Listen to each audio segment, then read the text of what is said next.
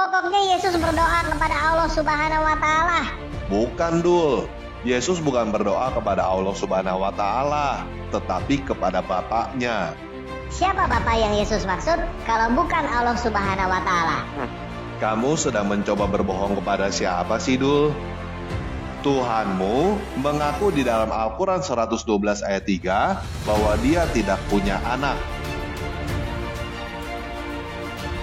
Jadi, Yesus bukan anaknya Tuhanmu dan Tuhanmu bukan bapaknya Yesus. Yesus bukan berdoa kepada Tuhanmu. Jadi Yesus berdoa kepada siapa? Kan sudah saya katakan tadi kepada bapaknya. La ilaha illallah Muhammadun Rasulullah alaihi salatullah wa alihi wal ahibba. Bismillahirrahmanirrahim. Assalamualaikum warahmatullahi wabarakatuh. Alhamdulillahilladzi khalaqal mauta wal hayata liyabluwakum ayyukum ahsanu amala wa huwal azizul ghafur. Salatan wa salaman ala nabiyyina Muhammad sallallahu alaihi wasallam alladzi qad hamala an-nas minadh dhulumati ila an-nur minal jahiliyah ila al-islamiyah. Alhamdulillah, sahabat, Allah masih mengizinkan kita untuk berjumpa kembali pada kesempatan yang sangat berbahagia ini. Alhamdulillahirabbil alamin. Tidak bosan-bosannya saya ingatkan kepada para sahabat untuk menonton konten ini sampai dengan tuntas, karena konten kita kerap kali membicarakan mengenai akidah dan perbandingan agama. Saya khawatir terjadi kesalahpahaman di kalangan sahabat seandainya menonton sepenggal-penggal atau bagian tertentu saja. Semoga Allah melindungi iman kita dan kita diwafatkan dalam keadaan husnul khotimah. Amin ya rabbal alamin. Terus dukung channel dakwah ini dengan cara klik tombol subscribe, like, komen, dan share. Dengan cara mensubscribe, dengan cara like, dengan cara men-share. Sahabat sudah ambil bagian dalam membeneki umat dari pemurtadan. Semoga Allah membalas kebaikan sahabat bagi yang sudah subscribe dengan balasan kebaikan berlipat ganda. Amin ya rabbal alamin. Baik sahabat, konten kita pada kesempatan kali ini merupakan part 2 untuk menjawab, ya bisa kita katakan klarifikasi dari konten yang dibuat atau dibikin oleh channel YouTube yang bernama Tanpa Ragi. Nah, saya pikir kemarin itu sudah selesai, tapi ya apa hendak dikata karena memang videonya agak panjang. Kalau misalkan saya bikin hanya satu konten, itu dapat memakan waktu yang sangat lama dan panjang. Nah, jadi sayang kuota para sahabat sekalian. Makanya saya cicil-cicil kapan ada waktu ya mohon ditonton. Karena ini penting untuk mengklarifikasi terhadap konten ya bisa kita indikasikan menyerang Islam atau ya mengkritik Islam. Nah, kita berhak menjawab dan mengklarifikasinya. Baik sahabat, konten pada kesempatan ini lanjutan part 2 ya, kita akan ngebahas mengenai tentang Tuhan berdoa. Nah, ini kan sangat-sangat timbul pertanyaan yang besar. Bagaimana mungkin, bagaimana jadinya apabila Tuhan memang berdoa, sahabat? Kemarin kita sudah menjelaskan di part 1, bagi yang belum nonton silahkan ditonton, mengenai makna sholawat itu sendiri. Kalau misalkan kepada Allah itu disandingkan, maka akan berbeda maknanya dengan malaikat berselawat dan dengan kita umat Islam berselawat. Karena memang ya kita beda jenis, beda segmen, dan beda kategori. Yang satu yaitu Tuhan zat yang maha berbeda, laisa kamitslihi syai'un, sedangkan malaikat juga berbeda dengan kita karena diciptakan dari cahaya, yaitu dari nur. Dan selawat kepada kita umat manusia tentunya pasti juga berbeda karena kita hanya mengharap syafaat dari salawat itu. Karena Nabi Muhammad sudah jaminan surga, yang belum jaminan surga ya kita-kita ini sahabat. Makanya kita harus sering dan rajin bersalawat supaya kita mendapat syafaat dari Rasulullah Sallallahu Alaihi Wasallam. Amin ya rabbal alamin. Baik sahabat, alangkah lebih baiknya kita melihat dulu cuplikan videonya sambungan daripada kemarin, kemudian kita langsung bisa mengklarifikasi lebih jauh. Baik, ini dia cuplikan videonya. Yesus berdoa kepada siapa? Ya kepada bapaknya lah. Yesus berdoa kepada Allah Subhanahu wa Ta'ala. Tuh lihat Lukas 6 ayat 12 terjemahan lain. Dikatakan bahwa Yesus berdoa kepada Allah. Iya, LAI memang menerjemahkan ayat itu begitu. Tetapi, kamu jangan berpikir bahwa Allah di dalam Alkitab adalah nama diri. Allah di dalam Alkitab itu hanya gelar atau jenis. Sama seperti bos dan karyawan hanya gelar atau jenis. Walaupun seseorang dipanggil Pak Bos, bukan berarti namanya adalah bos. Di dalam Yohanes 10 ayat 34, Yesus berkata kepada orang-orang Yahudi bahwa mereka adalah Allah dengan mengutip Mazmur 82 ayat 6. Bahkan di dalam Ulangan 4 ayat 28, batu dan kayu yang disembah juga disebut Allah. Jadi, Allah di dalam Alkitab itu hanyalah sebuah kata, bukan nama. Arti Allah di dalam Alkitab terjemahan LAI adalah dewa, tidak lebih, tidak kurang.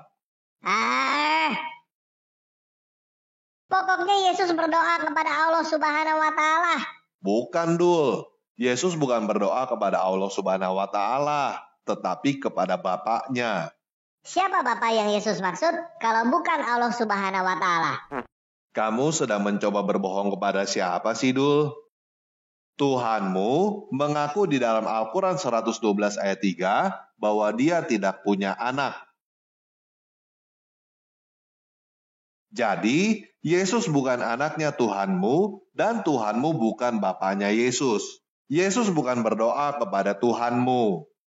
Jadi Yesus berdoa kepada siapa? Kan sudah saya katakan tadi kepada Bapaknya. Siapa Bapaknya? Dul, kamu nggak usah nanya siapa Bapaknya Yesus. Karena kamu nggak kenal dan kamu nggak akan kenal.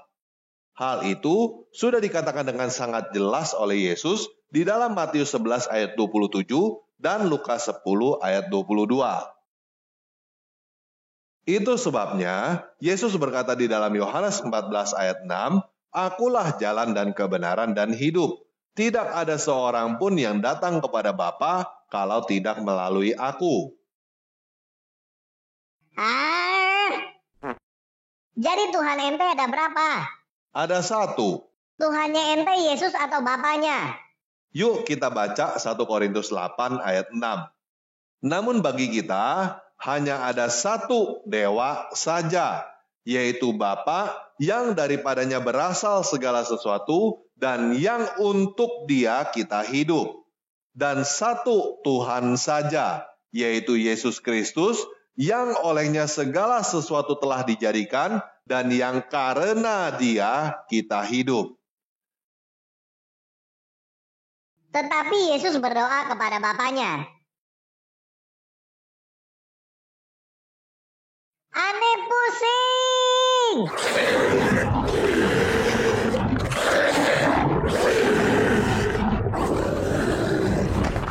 Begini, Dul.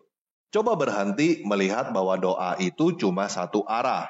Doa itu adalah komunikasi dua arah. Coba kita lihat doa Yesus di dalam Lukas 22 ayat 42. "Ya Bapakku, jikalau engkau mau, ambillah cawan ini daripadaku. Tetapi bukanlah kehendakku, melainkan kehendak-Mu-lah yang terjadi." Di sini kita bisa melihat ada keinginan sang anak dan ada keinginan sang bapa. Sang anak meminta kepada sang bapa supaya cawan itu diambil dari dia. Sang bapa meminta kepada sang anak supaya cawan itu tidak diambil dari dia. Dengan kata lain, sang anak berdoa kepada sang bapa supaya cawan itu diambil dari dia, dan sang bapa berdoa kepada sang anak supaya cawan itu tidak diambil dari dia. Apakah sang anak bisa menolak keinginan sang bapa? Bisa. Sang anak bisa tidak mengabulkan doa sang bapa. Tetapi sang anak memilih untuk mengabulkan doa sang bapa. Jadi, kalau kamu bisa paham bahwa doa bukan hanya satu arah, tetapi dua arah, maka kamu bisa paham bahwa Yesus adalah Tuhan yang mengabulkan doa sang bapa. Itu sebabnya Yohanes 1 ayat 1-3 berkata, "Pada mulanya adalah firman. Firman itu bersama-sama dengan dewa, dan firman itu adalah dewa. Ia pada mulanya bersama-sama dengan dewa, segala sesuatu dijadikan oleh Dia, dan tanpa Dia tidak ada suatu pun yang telah jadi dari segala yang telah dijadikan."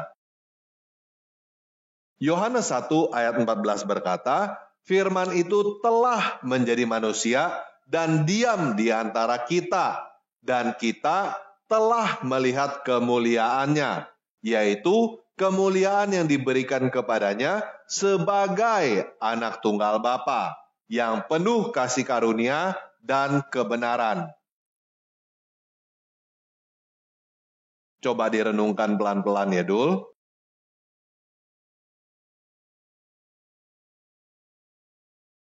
Penonton, jangan bagikan video ini ya. Baik sahabat, kita sudah dengarkan ya cuplikan penjelasan dari video yang menjelaskan tentang Yesus berdoa sahabat. Jadi agama tetangga sahabat menyebutkan bahwasanya hanya memiliki satu Tuhan. Tapi Tuhan mereka, Tuhan agama tetangga, itu seringkali berdoa. Sangat banyak dalil-dalil atau ayat-ayat yang menyebutkan tentang Yesus itu berdoa. Sahabat bisa tonton di part satunya, di sana sangat banyak sahabat, lebih daripada 10 ayat kalau saya tidak salah hitung. Bahkan itu mungkin tidak habis disebutkan. Kalau misalkan kita telusuri lagi, mungkin masih banyak di dalam Alkitab itu sendiri. Nah, berkenaan dengan penjelasan ini, apakah sahabat mengerti atau sahabat pusing? Terus terang, saya sangat pusing. Saya pusing sahabat mendengar penjelasan ini, saya tidak dapat titik poinnya. Ketika disebutkan Yesus berdoa, kemudian disebutkan ya memiliki satu Tuhan. Agama tetangga memiliki satu Tuhan. Berarti kalau misalkan logika yang sederhananya, kalau misalkan logikanya benar, ketika dikatakan memiliki satu Tuhan, maka Yesus itu berdoa kepada dirinya sendiri. Tapi ini tidak dijelaskan demikian. Malahan dijelaskan Yesus itu berdoa kepada Bapa. Siapa Bapa? Bapa itu adalah dewa. Dan ketika ditanyakan ada berapa Tuhan, mereka menyebutkan ya satu Tuhan. Kan ini yang membuat kita pusing sahabat. Bagaimana mungkin orang berdoa ya kepada dirinya sendiri, kepada Bapa. Bapa itulah dirinya adalah Bapa, Bapa adalah dewa. Dan dewa Allah dan Bapa. Tuh kan saya jadi pusing jadi ya. Antara dewa, Bapa dan Yesus adalah satu. Nah ini kan ya saya tidak begitu paham sahabat ya. Tapi kalau misalkan kita jelaskan ini kepada mereka, mereka mungkin akan ya denial, mengatakan bahwasanya ya kita belum dijamah oleh Roh Kudus sahabat. Jadi kita tidak bisa mengerti. Oke lah, anggap itu ya selesai lah. Kita anggap aja ya udah selesai itu penjelasannya. Baik, yang menjadi menarik perhatian saya adalah mengenai tentang doa atau ayat mengenai tentang doa, yaitu Lukas 22 ayat 11. Oke, sekarang kita akan buka Alkitab sahabat. Ini by the way Alkitab di rumah saya sahabat sudah ada ya sekitar 9 sampai 10 tahun sahabat, sangat lama memang. Baik, kita akan buka Alkitab Lukas ayat 44. Lukas 22 ayat 44, dan mungkin saya akan tampilkan juga di layar supaya sahabat bisa membacanya. Baik, dengarkan baik-baik. Ini menurut saya sangat unik sahabat. Salah satu ayat ketika Yesus itu berdoa, dan ini keadaannya unik dan berbeda dari ayat-ayat yang lainnya. Sebelum ayat 44, saya akan membacakan ayat 43 dulu sahabat. Karena ada kesinambungan antara ayat 43 dengan ayat 44. Maka seorang malaikat dari langit menampakkan diri kepadanya untuk memberi kekuatan kepadanya. Kemudian ayat 44, ia sangat ketakutan dan makin bersungguh-sungguh berdoa. Peluhnya menjadi seperti titik-titik darah yang bertetesan ke tanah. Nah, baik sahabat. Ini menarik kenapa sahabat?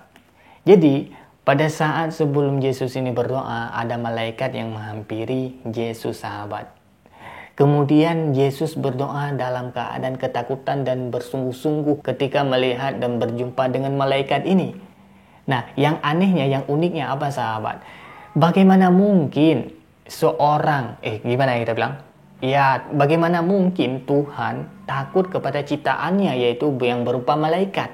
Nah, coba dipikirkan baik-baik, coba direnungkan dengan seksama. Bagaimana mungkin Tuhan ya takut kepada ciptaannya yang berupa malaikat? Dalam Islam, ini saya menjelaskan dalam Islam, kita umat Islam wajib beriman kepada yang namanya Nabi Allah Isa Al-Masih atau Yesus Kristus itu sendiri.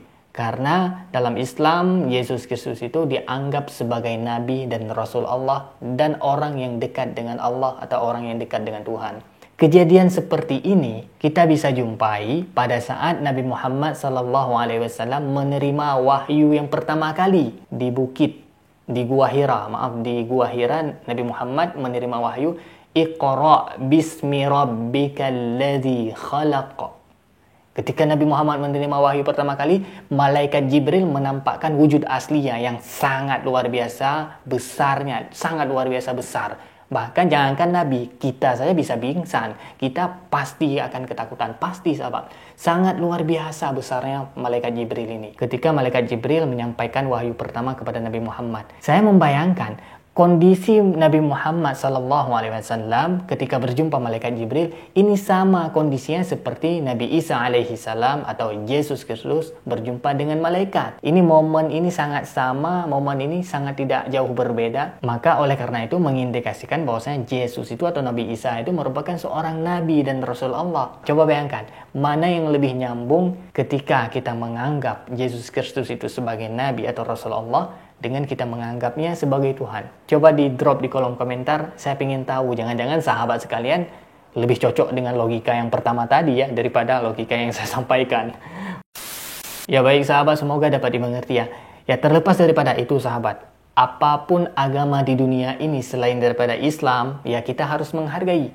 Ketika mereka mengatakan yang menjelaskan demikian, Dewa, Bapa, dan Yesus Kristus adalah satu, it's okay, yang tidak masalah itu bagi mereka. Tapi bagi kita, pemahaman kita berbeda, dan itu bertentangan dengan tauhid, yaitu mengesahkan Allah, menuhankan Tuhan yang satu sahabat.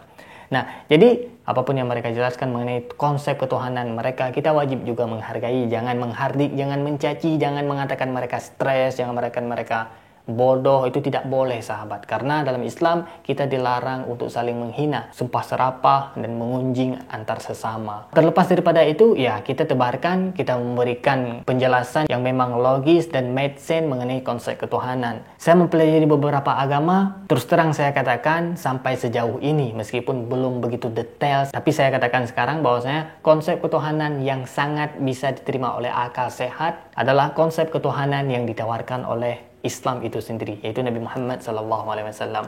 Baik sahabat, demikian yang dapat saya sampaikan. Yang baik datangnya dari Allah, yang salah murni dari keterbatasan ilmu. Saya mohon dipermaya maaf dan saya mohon ampun kepada Allah Subhanahu Wa Taala. Terus dukung channel dakwah ini dengan cara klik tombol subscribe, like, komen, dan share. Dengan cara subscribe, dengan cara like, dengan cara share. Sahabat sudah ambil bagian dalam membentengi umat dari pemurtadan. Semoga Allah membalas kebaikan sahabat bagi yang sudah subscribe dengan balasan kebaikan berlipat ganda. Amin ya rabbal alamin. Terima kasih bagi yang sudah menonton. Hadanallah wa iyyakum ajma'in. Akhirul kalam. Wassalamualaikum warahmatullahi wabarakatuh.